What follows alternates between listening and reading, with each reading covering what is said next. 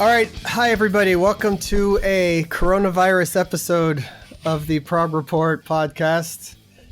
We are all holed up in our various basements, trying to hide out from what's going on in the world, and thought we would bring you some laughs and debate with a new podcast. We got the whole gang here. So everybody has to go around and say hi. We got Jeff. Hi, everybody. We got Victor. Hi, everybody. We got Daniel. Hey, what's up? And Kyle. Hello, and I want to clarify that while I'm in a basement, it's not my mom's basement. So I'm very excited about this. Correct. But the man who owns it lets you use it for free. I just have to keep quiet. That's the only rule. So. And I will. We have audience applause now. All right. Oh, yeah. Hey. Thank you. All right, so we're all good. No, so look, we thought we would do something a little bit more fun, get the gang together, and try and put out something that might entertain everybody. We know a lot of people are stuck at home, trying to social distance themselves from everywhere and everything that's going on. So we hope everybody's okay and that you're gonna handle this all right, and we'll be over it soon. In the meantime, the concept we have for this one is creating the ultimate 70s prog album. So really no rules other than picking songs from prog bands in the 70s. And what we decided to do is we'll go around. If you heard our fantasy draft episode that we did about a year and a half ago, it was the same idea. We all went and picked in order different band members from bands. So this will be the same kind of thing. There'll be no repeats. If a song is taken, then it's already chosen and it's gone. You move on. We'll see where it goes. We didn't say yes or no to limiting any bands or anything like that. So that's what we'll do. All right. So let's just go ahead and get started. First up with his first pick on the Ultimate 70s Prog album will be Mr. Geoff Bailie. Jeff, who do you have? Okay. I'm going to start with a band you entirely would expect to see in this list. And it's a track by Genesis. And obviously in the last couple of weeks with the announcement of their I was going to say reunion tour, but the tour that that is happening this year, or that indeed that may happen this year, who knows. I've been deep in Genesis mode, and the track that I've picked is the first track off the 1971 album Nursery Crime, which is the musical box. And I don't know, maybe people might have expected a different Genesis song, but when I thought about this, there's an awful lot about it that kind of sums up what prog is about to me. Obviously, there's a story that runs through it about a kind of strange story about some Victorian children and a musical box. It has sort of starts with some acoustic-y finger picking, 12-string guitar, moves into a quite aggressive section, and then has an epic sort of prog ending, fantastic guitar solo at the end. It has, I suppose, all of the interplay of that band. It has the larger-than-life personality that Peter Gabriel injects into it. Some really solid rhythm section work from Phil Collins and Mike Rutherford. It's got Tony Banks, doing his thing, and Steve Hackett doing some of the first kind of hammer-on type guitar work on record. And to me, it just is one of those really, really standout classic tracks that we say this is what prog is all about in kind of 10 minutes. You stand there with your mixed expression, casting doubt on all that I have to say. Why don't you touch me? Touch me. Why don't you touch me? Touch me. Touch me. Now, now, now, now,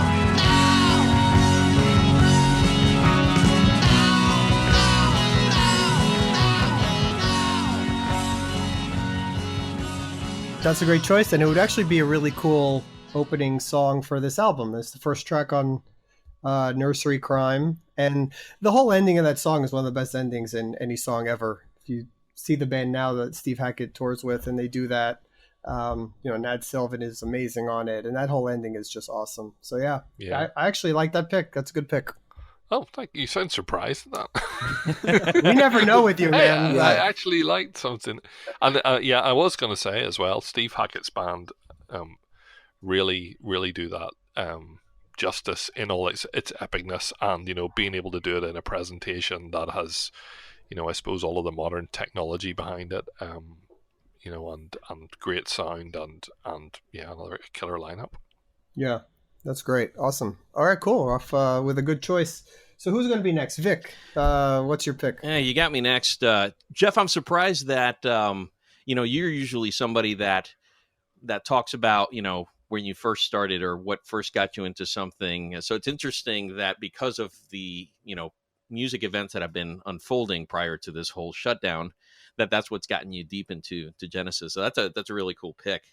I as we always talk about putting these things together, the first question is, all right, so what's the context? What should I give? Just because when you're really into music, it's the fine balance between, what are the things that you personally like, which a lot of the times, selfishly, they're like deep cuts.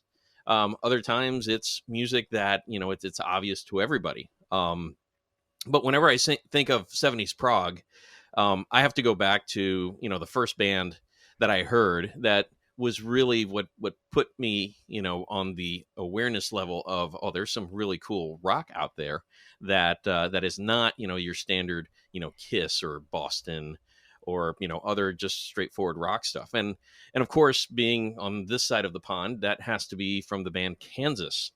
And also in coming up with this list, I tried really to pick a variety of bands. And so in trying to pick one song out of Kansas to put on a 70s, ultimate album, I wanted to go with something that was going to be, lengthy, but, I didn't want to go with something that was going to be overwhelming.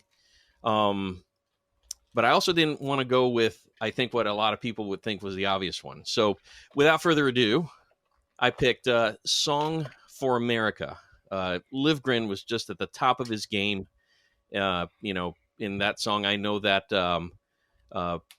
that's a song that they can still perform today. And it just hits all the right notes when it comes to all the representation of not only what prog was, but what American prog, really, guitar centered, but also throwing in, violin and just great harmonies, great melodies when they're singing. And, that just, I can't imagine doing a 70s ultimate album without Kansas on it. But instead of going with something like Carry On My Wayward Son or something like that, I thought Song for America really hits that. It's deep enough where it's prog, but it's also popular enough where people are going to be like, oh yeah, this is the right one.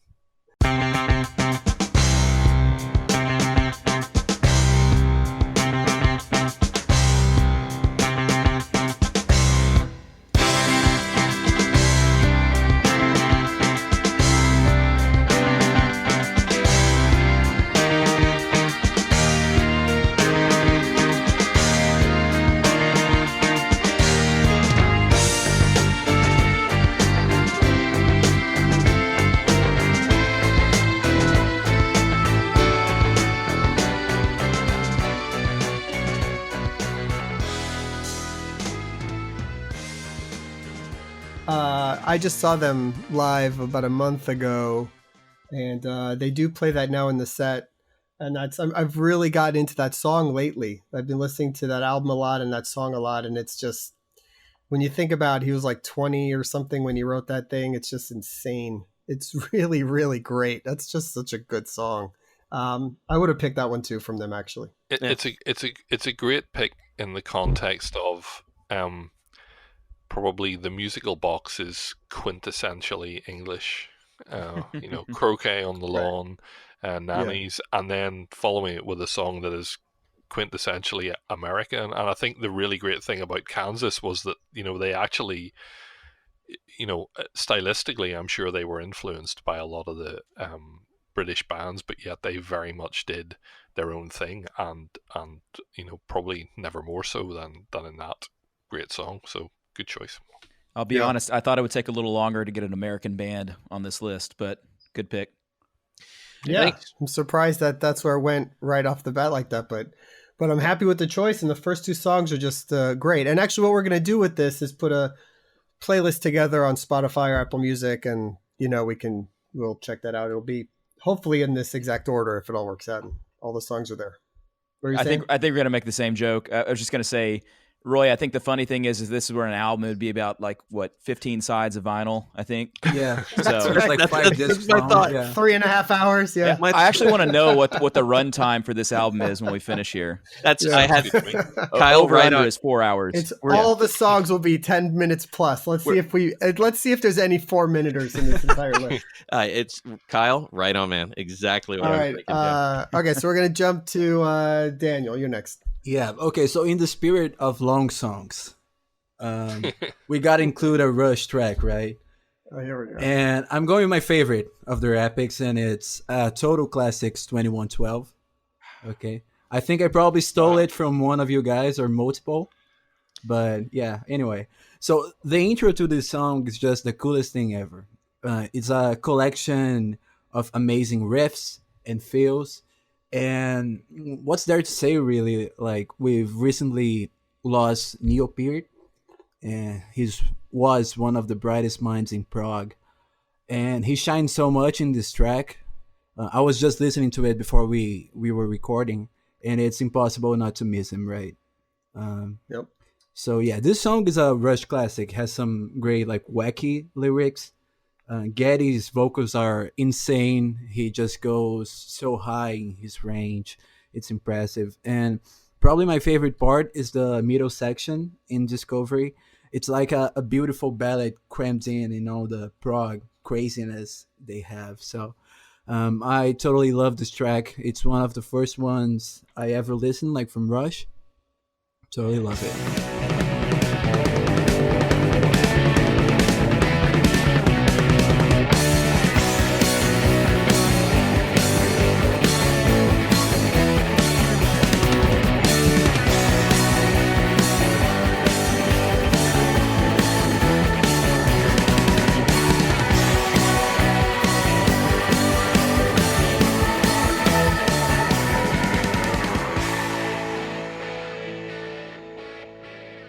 So now we went to another country, actually. Yeah, Canada. We went to Canada. Yeah. We're going global. Global. Yeah, I mean, you can't argue with that song. So far, no real surprises. Every one of these would belong, I think, if anybody was putting something together. And I think we'll probably see another Rush song or two, I would imagine. Interesting as well that I mean, with the exception of probably in the last couple of years, but all bands who are still actually in one shape or form playing this stuff. You can see Steve Hackett doing Genesis. Obviously up until recently, Rush were playing it and playing that song in their set, and ditto Kansas as well. So, how long is 2112? 20 minutes. 20 minutes. 20. Yeah. So, I'm keeping we track got here, so we're 40 minutes in already. 40 minutes on 3 songs. This one vinyl is done. That's right. Two sides. Hey That's guys, great. on a totally different note, I wish we had one more guy on this panel with Nick, because it'd be interesting to hear his aspect of things. We've got somebody, south of the equator. We've got somebody that's, across the pond. It'd be great to have Nick's input as well, just because, a lot of these things are not only, from where we're at, but it's also how old we are. Obviously the younger guys are going to go with bands that are not as old, I guess. Their albums are newer. These are all from the 70s. Well, It's correct. not gonna- Correct. But for example, you have, our puppy here, Daniel, it doesn't surprise me he picks Rush, because Rush went into. But you will be surprised, sir. Okay. I can't. I can't wait. So, anyways, just Hold on. just an aside. You don't have to put that in. Jeff has something to say about this, actually. It's not a case for opinion. So good. We have a few drops. We have a few radio drops we've added to the show. All right, Kyle, what do you have? Yeah, I'm going to take it back to the UK if that's okay. Yay. And 2112 was my first round pick, so great pick, Daniel. I expected that would be on here. This one might be a little bit different, not the band, but maybe the song that you pick. And with a band like Pink Floyd, I feel like you could fill a whole list of 15 with songs that they recorded in the 70s that belong on here. But I'm going to go with the song that I like the most of their entire catalog. Definitely not their proggiest effort, but I think it's their quintessential song. I think it's still the song that Roger, kind of builds most of his shows around, and David as well, and that is Comfortably Numb. So Here. I feel like The Wall is obviously their quintessential album. It is perhaps the quintessential rock opera album, along with Tommy and some others. And I just feel like that track in particular is just the perfect balance of atmosphere, the dynamics of it. It's beautifully recorded. The sound effects that kind of bring the song in, the string accompaniment that's in there, and then I think the pop sensibility that Pink Floyd sort of evolved into during kind of the mid 70s to late 70s. Again, not the proggiest effort, but I mean, it's undoubtedly their masterpiece and my favorite guitar solo of all time.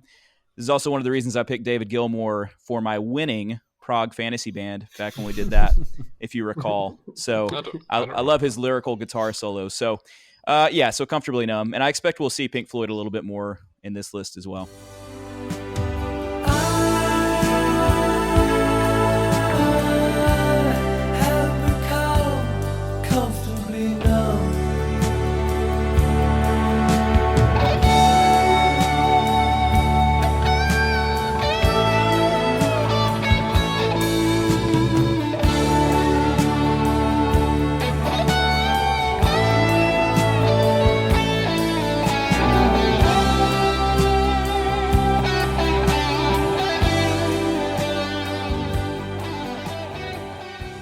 I would totally agree. It's an amazing song, and I definitely love that. And again, one of the examples, I suppose, towards the later years, and particularly in The Wall, it sort of became the Roger Show, and that's one of the few pieces where the musical parts of it were written by David.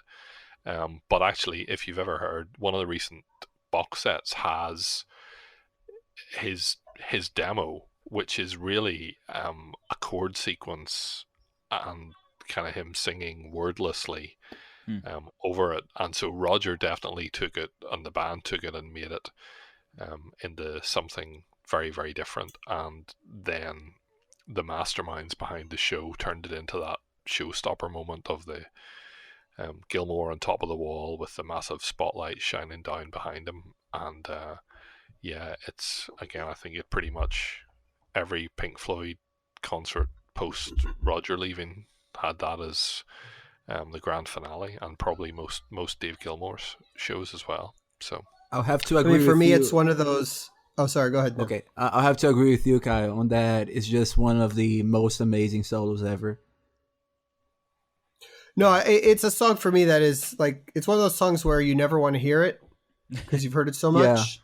Yeah. But you know what I mean? But when it's on and you do actually sit to listen to it, or if you're at a show, at a concert where they play it or something, it's just like, it's perfection.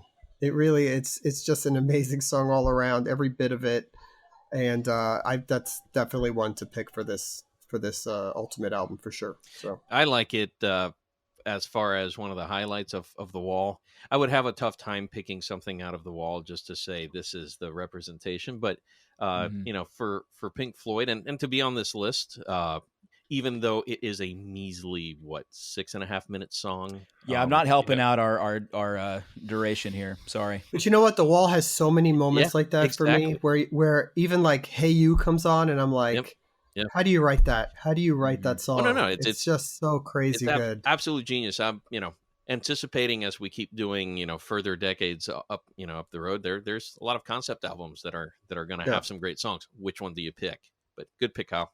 All right, so I'm up, right? Am I? Yeah, up? you said you were kind of in a quandary now. So yeah. So no, I mean, I had a list of a bunch of bands. I didn't know which way this was gonna go, and I'm shocked that it falls to me to be the first person to pick this band to put a song in. But I'm happy to do it. So Camel. I'm gonna. That's right. Caravan. That's right. Nectar. So, so we're gonna go with Yes, of course. And you know what? Is it about a few days from now? I should have been on Cruise to the Edge. Oh, sad face. Yeah. But all right, so I'm gonna pick Heart of the Sunrise Yes. for my track. It's terrific. I like that. And yeah, this song has everything. I mean, the killer opening riff, Chris Squire's bass is awesome. John Anderson's vocal parts at the end are just insane. All the time signature shifts and everything. It's just a classic. And live, it's just a mega highlight for me every time. Actually, watching Anderson, Rabin, and Wakeman play it when they toured. And watching actual John Anderson sing it was just awesome. Can you play the audience sound as we're talking about that? Oh, Oh, that's funny. That's true. That's very good. That reminds me of something. That's right. That's very good. That's right. Not mentioning any names. Not mentioning any names.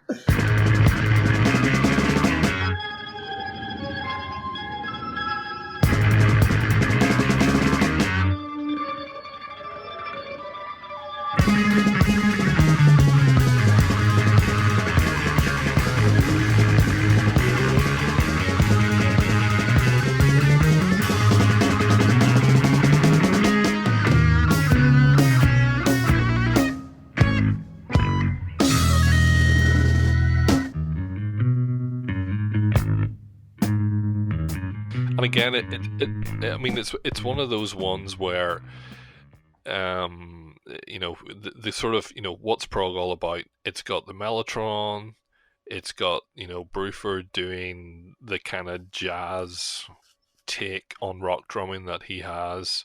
It's got the words, which are what? What's it? Sharp distance. But yeah, perfect. And it's got the the Moog solo. It's got the interplay between the keyboard and the guitar doubling stuff. Steve Howe not playing anything like traditional rock guitar. It's just got all of that cornucopia. Yeah. Big words. Cal said quintessential about 5 times, so I think I can say cornucopia of sounds that make up prog, and the killer bass sound, and song with a bass solo in it. Who'd have thought? So I think we covered.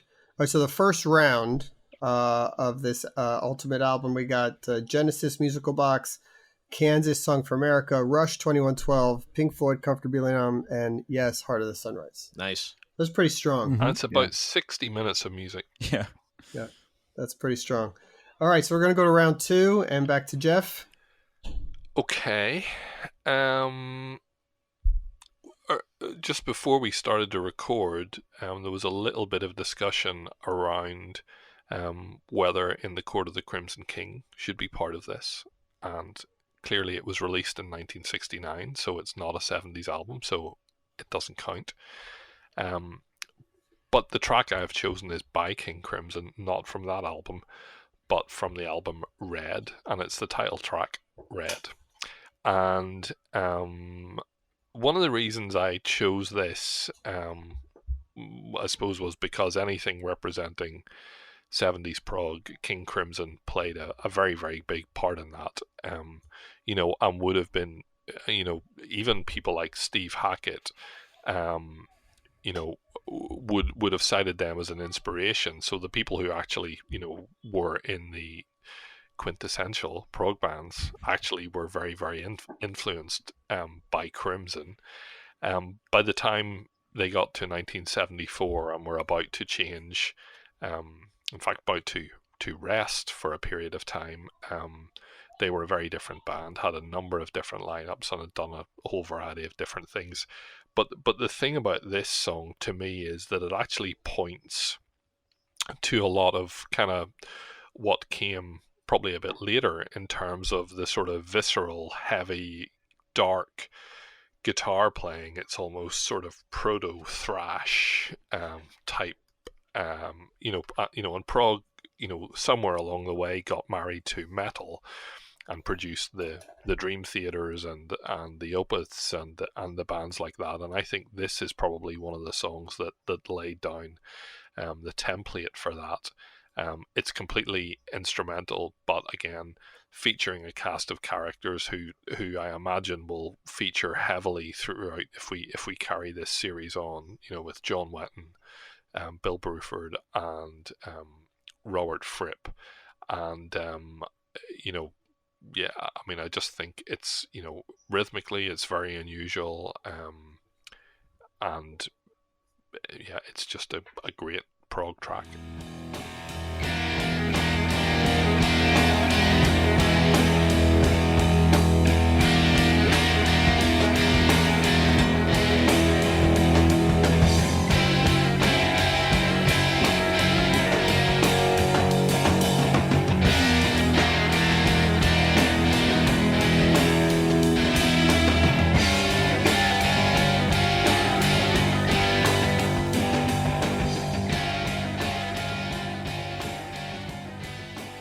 Well, it's amazing that just 5 years prior was a debut, and they'd had released, this would have been the 7th album, like 6 years later, with lineup changes, and all of a sudden John Wetton's in the band singing. There's such a unique band, and that album also features the other classic Starlist, which everybody rates as one of their best songs ever as well. Yeah. So it was a tough pick. I had the privilege to watch King Crimson last October in their South American tour for the 50th birthday of In the Court of Crimson King, and I remember they played Red. It's definitely one of the most memorable moments of the show, for sure. Having the 3 drummers, it's just crazy. They're an amazing band live currently. It goes back to your point, Geoff, about all these older bands still playing these songs today. And actually, that's actually one of the few songs that whenever King Crimson kind of got back together in the 80s, it pretty much has been a stalwart of the set that they've played. Yeah. Awesome. Yeah, that's a great album. Okay, perfect. Vic, your next one. When it comes to the 70s, and I think of the bands that I listen to nowadays, and who are the bands that inspire them and they're heavily influencing even their current music. That, on top of the fact that I guess it was about 2 or 3 years ago, we did a podcast with Between the Buried and Me bass player Dan Briggs, and this band came up in the conversation, and because they've got such a broad variety of sounds, but it fits prog really well. So the song I picked was Gentle Giants on Reflection. Wow. Well, we're really not repeating bands here, but the perfect Gentle Giant, of course. I can't imagine, considering specifically, Neil Morris mentions just Gentle Giant, how they are influenced, the vocal. Haken too. Medieval time Haken in the mountain, they really pay tribute to them. And specifically the conversation we had with Dan Briggs is he was just, I asked him, which song would you recommend for somebody that has never heard Gentle Giant, but that it solidifies them as unique. And that particular song, and I've seen a BBC live recording of them doing this song, and they nail it.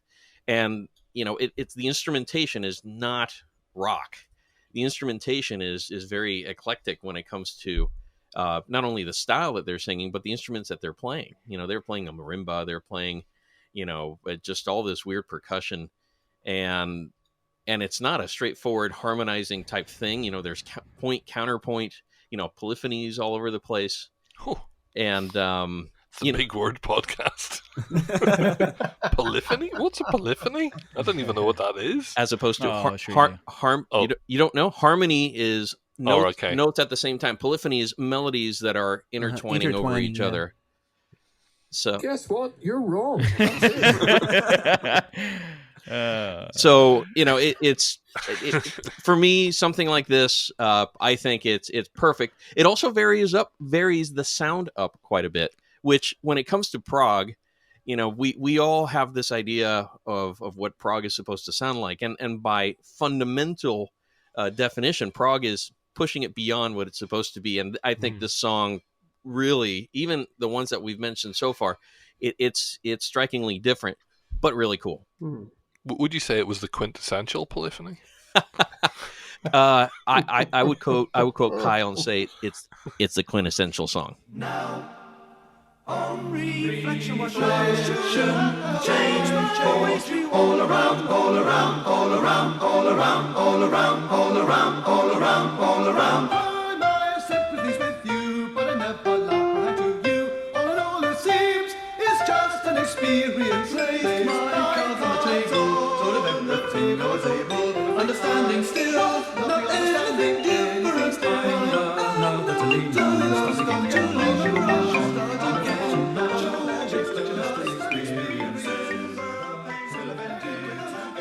No, Vic, brilliant choice. I mean, Giol Jan are a band that I sort of, I respect and enjoy them. But I probably don't listen to them a huge amount. And I like and enjoy and respect what they've done. They're not a band that I find myself returning to a whole lot. But that is a brilliant example of the very, very best of what they do. Geoff, this is a band that I learned ever since this whole crazy prog thing exploded back in Progressive Nation.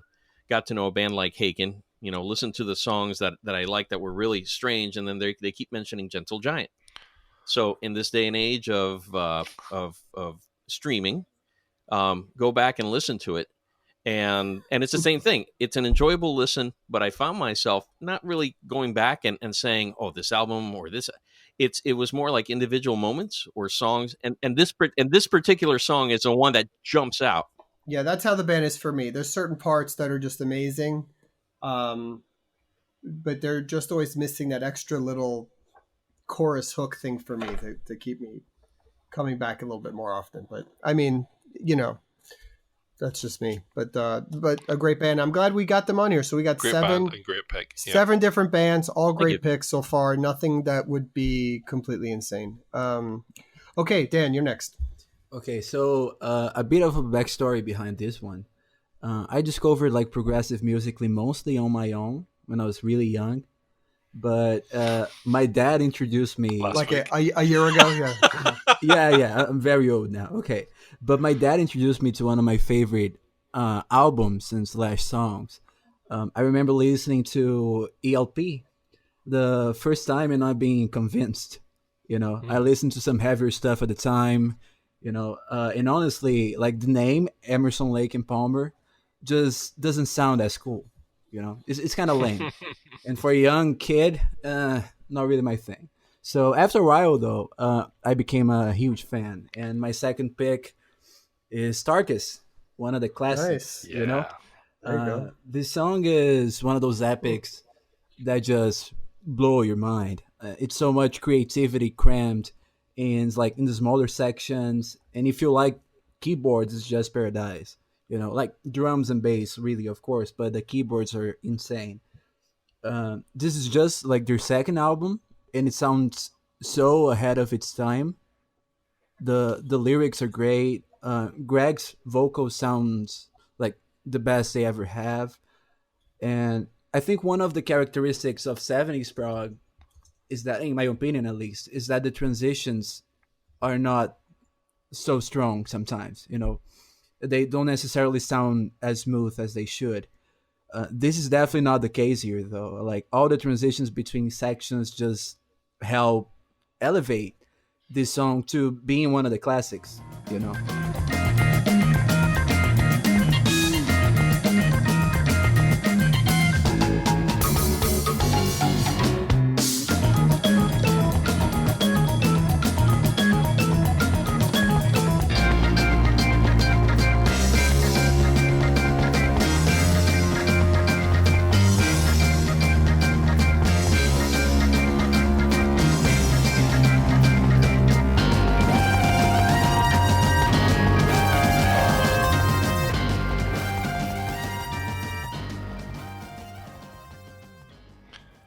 Yeah, funny.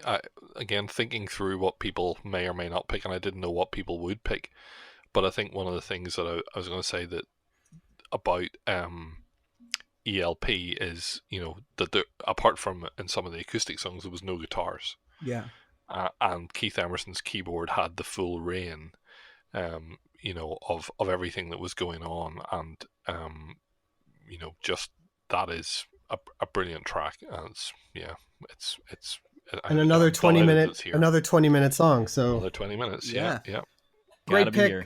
Great pick, Daniel. We've done 8 picks, 8 different bands. We've covered all the great ones. Let's see, Kyle, you're next. I'm just so concerned that our runtime on this album won't be long enough. So I'm going to go real long here, and I'm going to go with the band Jethro Tull, the Grammy award-winning band for Best Metal Album of Best metal 1989 band. or whatever. Jethro Tull. And I'm going to go with a couple options here, in terms of albums. So I won't speak of any album that I'm not choosing, but I'm going to go with Thick as a Brick from 1972.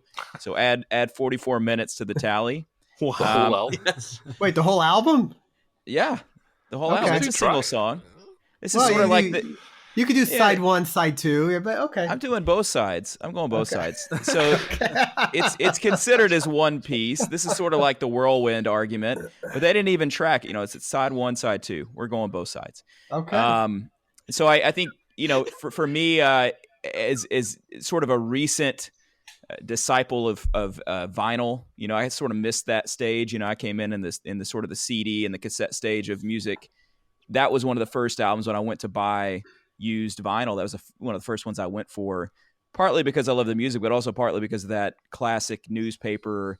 It folds out. I think that I love the art that's associated with music. We don't oftentimes think about that, but I just think it's so quintessential, just so quintessential. But I love that. I love the satirical story. Quintessence. There you go. Thank you. I love the idea that it's based on this poem and that people actually believe that, and it wasn't actually based on a poem. It was just made up. I also love the story that Ian Anderson was trying to make more of a conceptual work than Aqualung, because that's supposed to be a concept, but he wanted to try and make what he called the mother of all concept albums. I also think it's funny that he said at the time that it was a spoof of bands like Yes and ELP, which is funny because we've just mentioned some albums and songs by them. But I think for me, I think the joke is lost because I think it's a great album that, whether it was satire in his mind or meant to be a joke, I think it stands as a really tremendous work. And I want to give a shout out to Barrymore Barlow, the drummer. I think one of the most underrated 70s drummers. Martin Barr is great. Just a great album. I can listen start to finish. But your new shoes are worn at the heels, and your suntan was rapidly peeled, and your wise men don't know how it feels to be thick as a brick.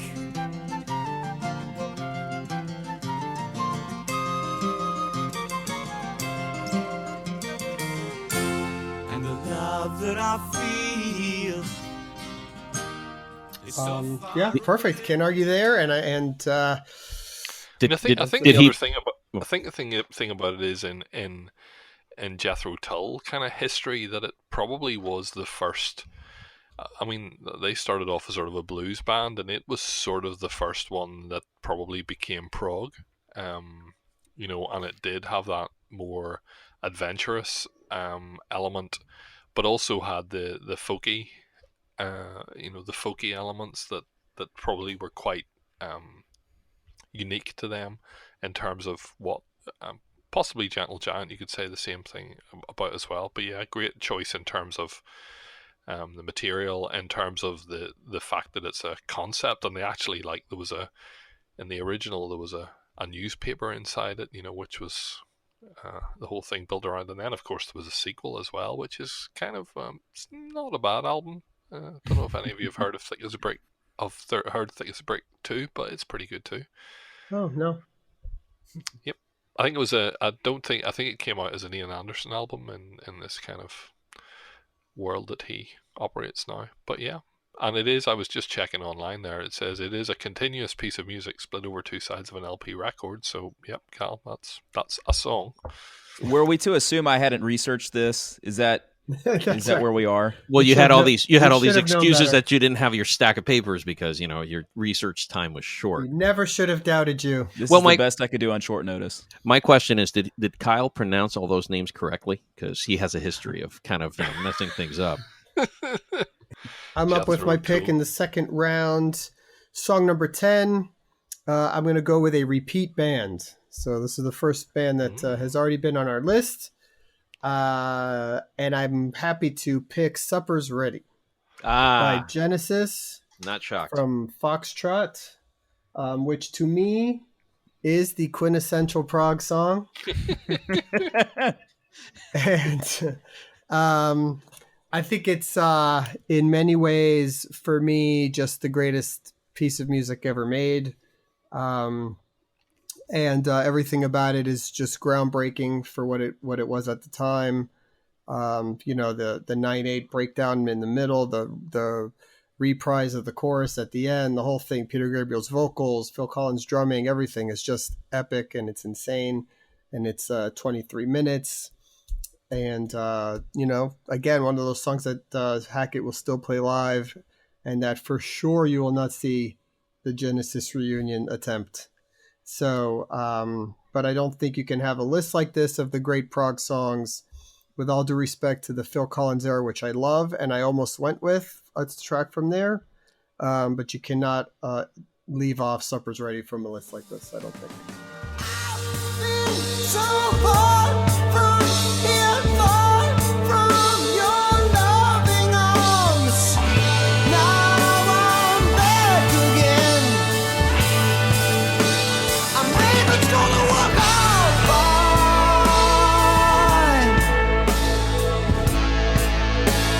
Can't you feel our souls ignite?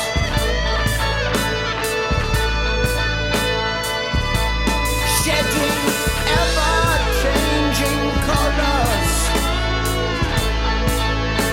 in the darkness of the fading light.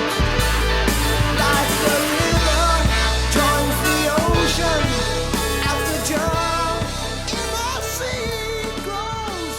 We finally be free to get back home. One of the things that you mentioned as, Steve Hackett just had his album with the orchestra and everything else, and they do such a great version of the song, and the production and everything is so well. One of the things that struck me as I was putting this list together and just going back and listening to certain things, it's, how the recording quality of even back in the 70s in this specific genre was just so well done. It's something where, it does have a signature of the sound at the time, but it's not something you go back and listen to and struggle with I just got to get past that annoying snare. No, everything is just so well done. Back then, the people that were doing this stuff, were just at the top of their game. Well, I think I've said this before, but I much prefer 70s drum sound to modern era. I just think it's way cooler, warmer. Oh yeah, just more upfront. I just love it on all those records. Even the Elton John records sound better than just about anything. Well, John Wesley on the podcast you did with him for Rush, he talked about that sound. So, Yeah. Yeah. I mean, it's interesting. Supper's Ready. What I didn't say when I was talking about the musical box was, again, I suppose like a lot of people. I discovered Genesis in the Phil Collins era and walked backwards through the back catalogue. And so the first time I ever heard Supper's Ready was actually on Seconds Out on the live album, which was also the first time that I heard the ending bit of the musical box. And so it was funny to go back and having heard, what is an absolutely brilliant live version of that song on Seconds Out, hearing the studio version and probably with the extra kind of Peter Gabriel element. But yeah, I mean, it's just, fantastic in all of its parts and movements, again, from the 12-string right through to the amazing organ solo in the Apocalypse in 9/8, and then that kind of New Jerusalem epic ending, just fantastic. And again, also fantastically represented in the live arena by the Hackett Band.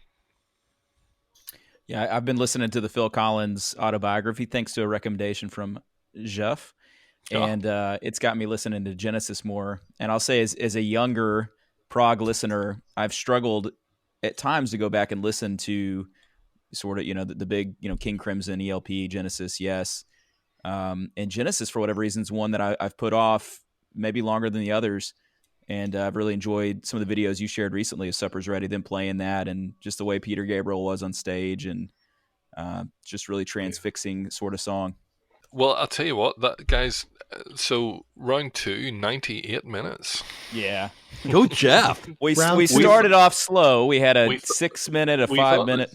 That's basically a. Wait, so what's the total running time? Blew it out. Well, we're 160-ish minutes, so we're nearly 10 songs. We're 4 hours was the over/under, and I'm wondering. I mean, someone picking a 45-minute song clearly influenced. Clearly threw it out of the way.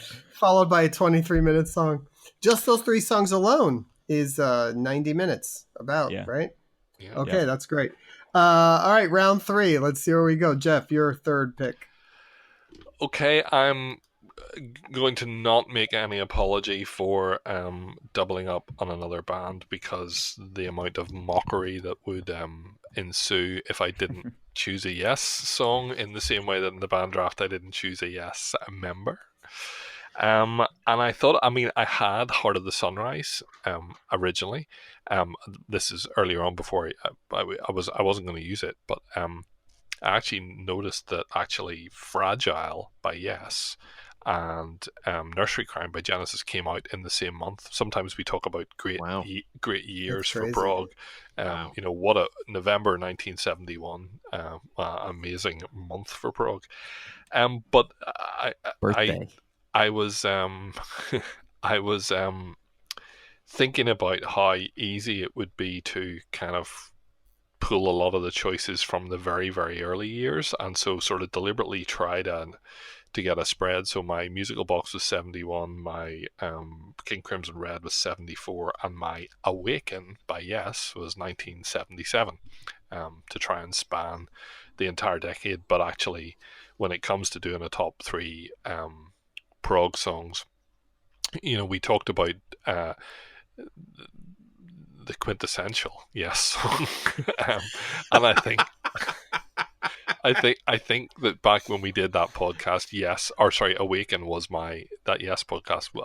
my number 1 choice, and I think it's a song that fully encapsulates, in the same way that Heart of the Sunrise does, everything that band was about. And I said it before when we talked about the other one, but a true collaboration, the return of Rick Wakeman and that amazing piano intro, the church organ from Vevey in Switzerland where they recorded it, Steve Howe playing, a Rickenbacker 12-string strange riff, Chris Squire famously live played it on a triple neck because there's fretless bass on there. There's even some guitar harmonics he played. You have all the drumming and the crazy percussion going on, and you have John Anderson over the top of it, again with high vibration, go on, whatever, and yet the words that are kind of perfect for whatever that is. So for me, this really deserved 15 minutes of 16 minutes nearly of our album time.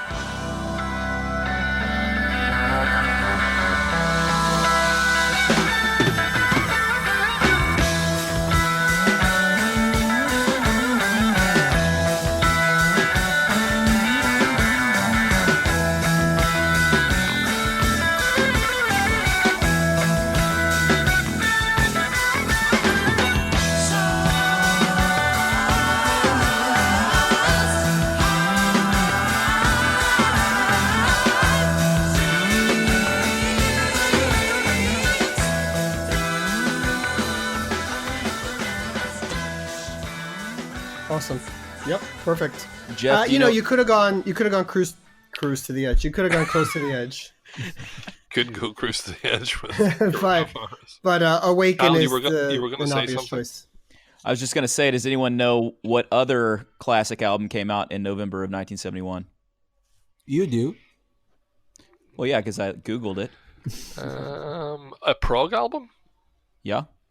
It's a live album.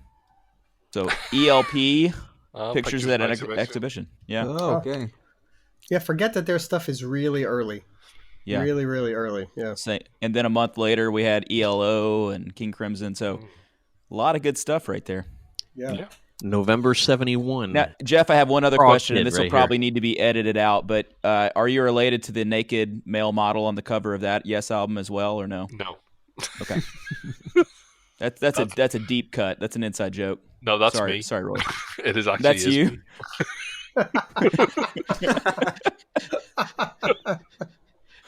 Okay. Wow. All right. I was 7 years old, so you decide.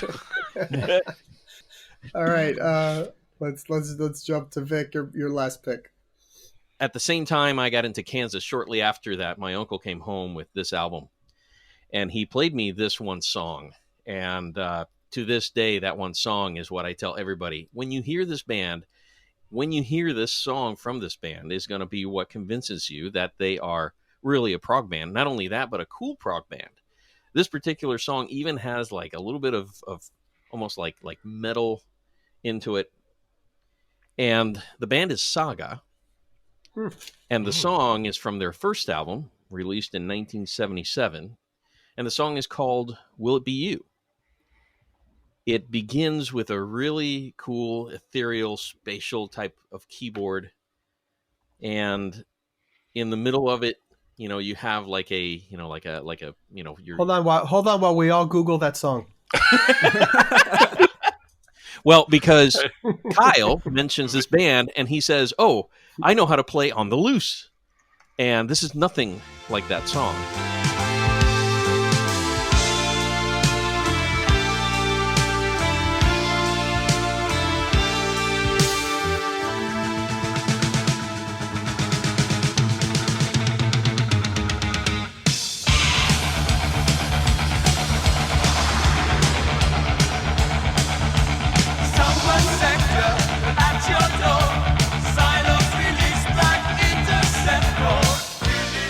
The song after that is called The Perfectionist. That's another great prog song. And it's your typical, late 70s has a very similar to a rock type Kansas sound. And, it's just something Sadler just really delivers some great vocals. And it paints a picture. A prog song is usually telling a great story, of struggle and victory or defeat at the end. And when you listen to the song, it paints a great picture, and it does it with a great musical palette as far as, it takes you from the really soft and melodic and ethereal sounds until it's, fast, and you got, you're droning on the E string on a middle part. All right, so we got the Saga in there. So that's a surprise, but a cool one. Making this 10 different bands that we've had. And all right, Dan, your next pick. Okay, so I thought this was gonna be like an unusual pick, but Roy has already mentioned not after what I picked. Yeah, pretty much. Yeah. So since I'm named after one of his songs, I thought it'd be cool to include an Elton John song here in the 70s. So my first pick is "Funeral for a Friend." Love Life from okay. Yellow Brick Road. We'll allow it. That's a great pick. Great pick. No, this is totally a prog song. Like after that intro with all the synthesizers, you can't really argue this isn't prog. So yeah, when Elton's like classic piano comes in, like the melody with the guitar is just so beautiful. The whole instrumental first half is amazing. You can clearly see how much it has influenced like further prog bands like after this. Dream Theater even covered this song. It's on a Change of Seasons EP, like a couple decades later. It's just so much like raw musical talent in this song. It's unbelievable.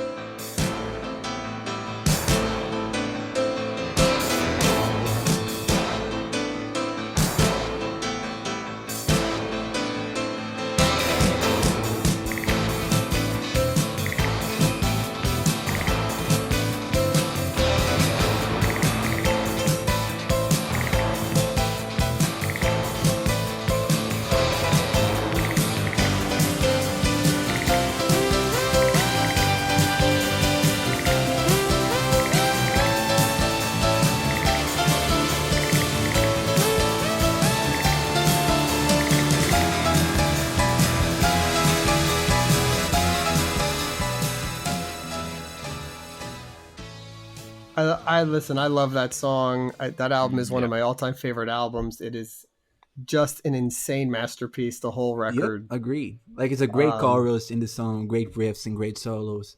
Like Elton is a piano master, and the way the piano leads, like the whole track underneath all the other melodies, just makes it for me. It's just a fantastic track. For me, the song is interesting because I was not an Elton John fan during the 70s. The people that were exposing me to music never really played Elton John for me. I heard it on the live cover that they did on A Change of Seasons, and I thought it was a cool song, and just reading the credit line, the liners, and gave credit to Elton John. So it was one of those things that I just went because I was like, well, maybe Dream Theater kind of, progged it up a little bit. Maybe they added their own thing. And when I listened to the original one, I'm like, no, this is exactly the same. These guys were doing it back then. And yeah, that totally surprised me because I was like, thinking Elton John, Candle in the Wind, I'm Still Standing, that kind of stuff. Daniel.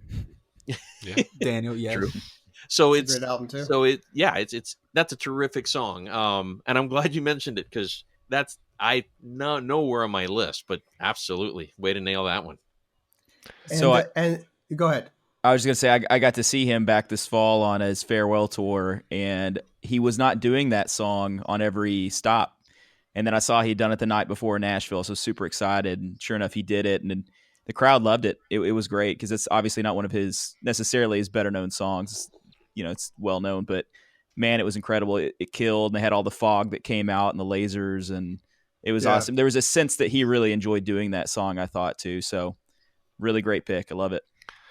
Interesting thing that I know I read about this is that the two parts were actually written as two separate songs originally, but then they figured out joining them together would be a good one. But pop quiz.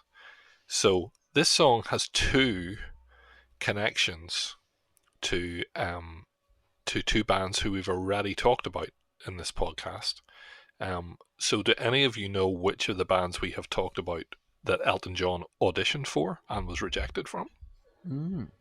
Jethro Tull. He auditioned for King Crimson. Ah.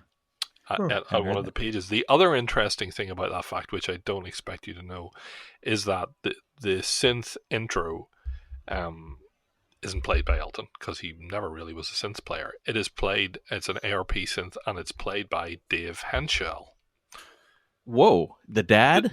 Does anyone know the Dave Henschel connection to bands in this list? Richard Henschel's dad? No, well, is he?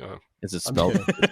That's the only thing you said. You said Henschel, and I'm like, oh, no, is that any connection? It's spelled the same way. I don't think so, but I doubt it. He produced several albums by Genesis. He produced Duke, and I think Wind and Wuthering and Trick of a Tail. Wow. So there you go. Bravo. Good. And sorry for not picking a super long song. I got a short song. It's That just is like what's 10. a good about 10. It's about 10 minutes. Yeah, it's so minutes. short. Kyle just picked a 44-minute one. So All right. Okay, Kyle, what do you have? All right, so I'm going to pick a band that's been picked already. I've not picked them yet, but I feel like a band that deserves at least 2 tracks on a top 15, and that is Rush. And there's a lot of songs that I could pick for this. And if we're going epics, I love Xanadu and Cygnus. But I think I'm actually going to go... We don't have any instrumentals on this yet, do we? Red. yeah, true. Well, either way, I'm going to go with La Via Strangiato. Yeah, And so for me, if it's not the greatest rock instrumental of all time, certainly it's in the top 3 for me. I feel like it's Rush at the height of their musical capacity in many ways. It still sounds great today. It's actually, Daniel, watching Rush when they play in Brazil and the way that the crowd, sings along to when they do instrumental songs. I think it's like an extra instrument, right? There's such melody that they are able to evoke with just 3 instruments that's amazing. And so, obviously Neil Peart on this song is just exceptional. And so just a really, really influential song to me. And it's one of these ones that Mike Portnoy always talks about at that time. If you could play this song, that meant that you could play anything. And so just a masterwork.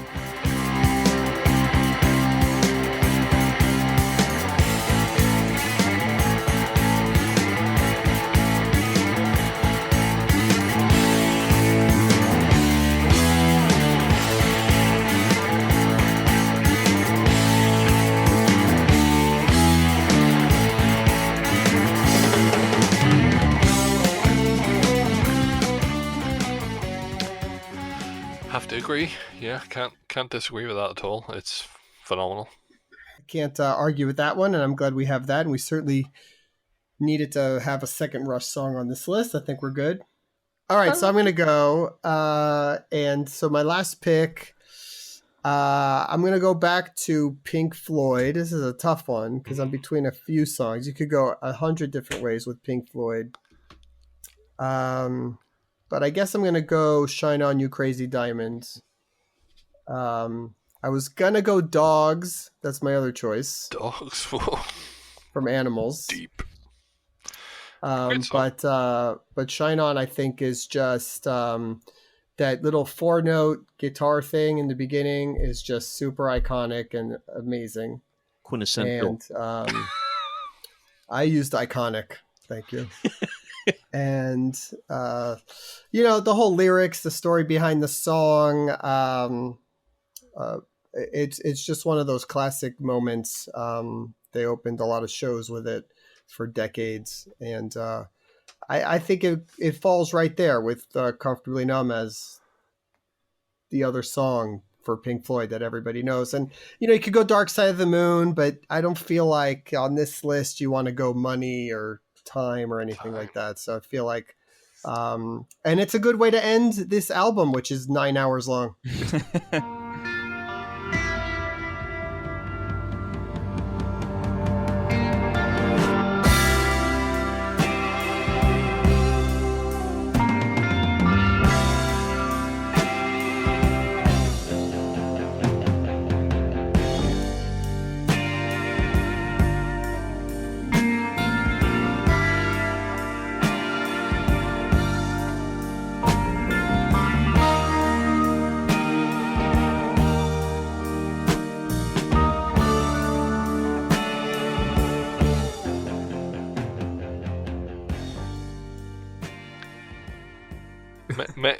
May I ask, Roy?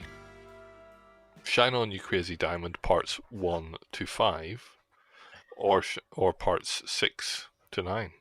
1 through 5. Should I specify? Yeah. Or you can, side one. Or you can pick Combine them. both of them. Yeah, the first bookend. Originally composed as one song. I love the story too. Obviously, the song's about Syd Barrett, but I love the song, the story about how he was, a few years later, heavy set, shaved his eyebrows bald. He showed up at Abbey Road and was sitting there, and they didn't know who he was for 20, 30, 40 minutes, which is hard to believe. Yeah. But just what an eerie thing. And they don't all agree that that was the song they were working on at the time, but I like to believe that that's what they were working on. So I love that aspect of the story for sure. Yeah, adds to the mythos. Yeah. So just recapping, I'm gonna go running through all the tracks that we picked. All right, so we got Genesis Musical Box, Kansas Song for America, Rush 2112, Pink Floyd Comfortably Numb, Yes Heart of Sunrise. That's round 1. Round 2 is King Crimson Red, Gentle Giant on Reflection, ELP Tarkus, Jethro Tull Thick as a Brick, and Genesis Supper's Ready. Round 3, Yes Awaken, Saga Will It Be You, Elton John Funeral for a Friend, and Love Lies Bleeding. And then we got Rush, Livia Strangiato, and Pink Floyd Shine On You Crazy Diamond. And if my maths are any good, I think we've got about 214 minutes. So we're just shy of 4 hours in our album. If you take that as about 20 minutes per side of vinyl as being optimum, that must be 11 sides. So we got a 6-disc we weren't far off. Side B on 6 is an etching. A picture, of an etching of Kyle of Jeff's naked butt. there's a lot to choose from. But I think as a list of 15 songs to make an ultimate 70s collection, I'm very proud of us. I think we did pretty good. Yeah. And and Daniel, the youngest, came strong with Elton John. Yeah, man. Look at that. All right, so if we get time and we're quarantined for much longer, we'll do future decades as a recurring episode. I like this idea. Yeah, that was fun. Extremely That was proggy terrific. decade of the 1980s. Not hearing Kyle was the highlight of my day. We're gonna have to combine 80s and 90s. We're gonna have to combine that, right? No. I want to do them separately. Yeah. No, do them separately. What in the 80s? What's gonna be the 80s? Like Marillion and Yes and Genesis. Don't underestimate. Only a matter of time. Saga. Jethro Tull. Wait, it's only a matter of time. 89. 89. Yeah. Yeah. Yeah. Kyle is going to be so happy. Yeah. We're good. It'll be so good. I can't wait around. It'll be Abacab. It's gonna Let's be do it all now. that. Yeah, let's do it now. Stay tuned for the 80s Prog album. That one's gonna be 48 minutes. Yeah. Yeah. Only one side. 15 Yeah. tracks. Illegal Alien. All right. Well, guys, that was fun. Thank you again. I just you, feel Roy. I just feel like this was a quintessential podcast of. It was Yeah. quintessentially quintessential. Even though we never mentioned the most quintessential Yes song, which is Roundabout. But okay. True. Yeah. That didn't have a shot in that one. Agreed. No. All right, guys. Everybody out there, thanks for listening. Hope everybody's going to be well and enjoy the podcast. And let us know what you think. And check out the Spotify playlist as well. We'll get that up there once this is out. All right. Talk to you all soon. Later.